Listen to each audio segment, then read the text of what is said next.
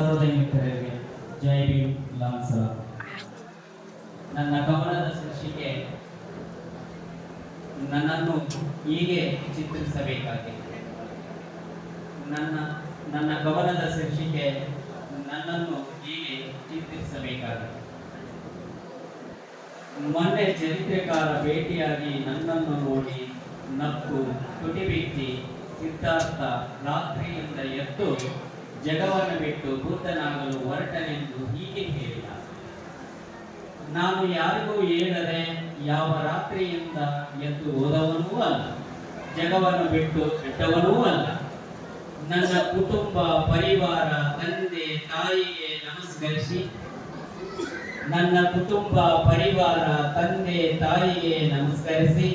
ಪ್ರಿಯ ರಾಹುಲ್, ನಮ್ಮೆಯ ಯಶೋಧ ಇವರೆಲ್ಲರಿಗೂ ತಿಳಿಸಿ ಒಪ್ಪಿಸಿ ರಾಜಬೀದಿಯೊಂದಿಗೆ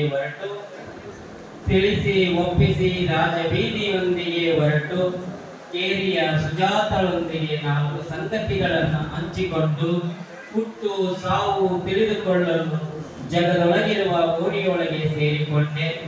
ಇದು ಅವನಿಗೆ ನಾನು ಅರ್ಥವಾಗಿಲ್ಲವೆಂದು ಅನಿಸುತ್ತೆ. ನಿನ್ನೆ ನನ್ನ ಗೆಳೆಯ ದ್ರೋಣನು ಬಂದ. ಅವನ ಕಣ್ಣುಗಳು ಕೆಂಪು ಬಣ್ಣದಿಂದ ತೇವುಕೊಂಡಿತ್ತು. ದೂರದಿಂದ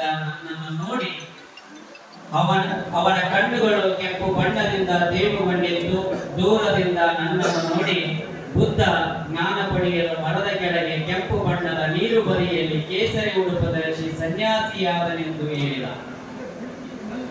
ಹೌದು, ನಾನು ಮನೆಯಿಂದ ಹೊರಡುವ ಮುನ್ನ ಬಟ್ಟೆಯು ಧರಿಸಿಕೊಂಡು ಬಂದದ್ದು ಸತ್ಯ. ಬಂದು ಎಷ್ಟೋ ವರ್ಷಗಳು ಕಳೆದವು. ಆ ವಸ್ತ್ರ ಯಾವುದೆಂದು ನನಗೆ ನೆನಪಿಲ್ಲ. ಆದರೂ ನನ್ನ ಪ್ರಜ್ಞೆಗೆ ಅರಿವು ಪಡೆಯಲು ತಣ್ಣನೆಯ ಗಾಳಿ ಬೀಸುವ ಬಯಲಲ್ಲಿ ಇಂದು ಧ್ಯಾನಕ್ಕಾಗಿ ಮರದ ಕೆಳಗೆ ಕುಳಿತಿದ್ದು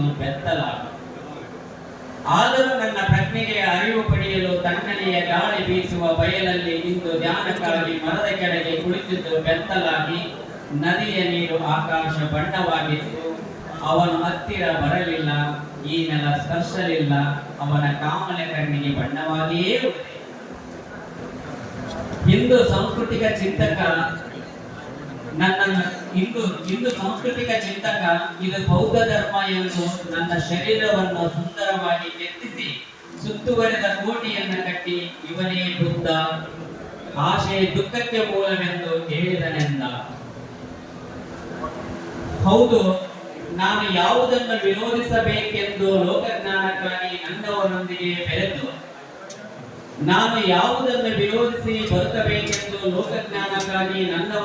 ಬೆರೆತು ದುರಾಲೋಚನೆಯು ದುಃಖಕ್ಕೆ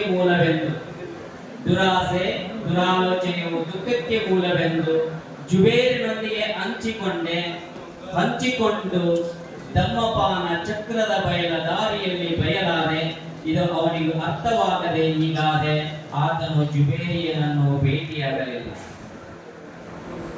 ಈಗಲಾದರೂ ನನ್ನ ಪಾಡಿಗೆ ಬಿಟ್ಟು ಬಿಡಿ. ನಾಳೆಯ ಫಸಲುಗಳಿಗೆ ಗೊಬ್ಬರವಾಗಿ ಬೆಳೆಯಲು. ಬುದ್ಧ ಅಂದರೆ ಬಂಧಿಸಿದ ಕೋಣೆಯಿಂದ ಬಿಡುಗಡೆಗೊಂಡು ತಿರುಗಾಡುವ ಫಕೀರ.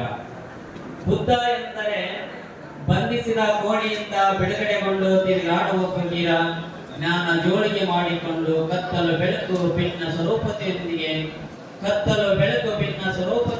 ಸ್ವರೂಪತೆಯೊಂದಿಗೆ ಬದುಕಿದ ನಾನು ಧಮ್ಮ ನನ್ನನ್ನು ಹೀಗೆ ಚಿತ್ರಿಸಬೇಕಾಗಿತ್ತು.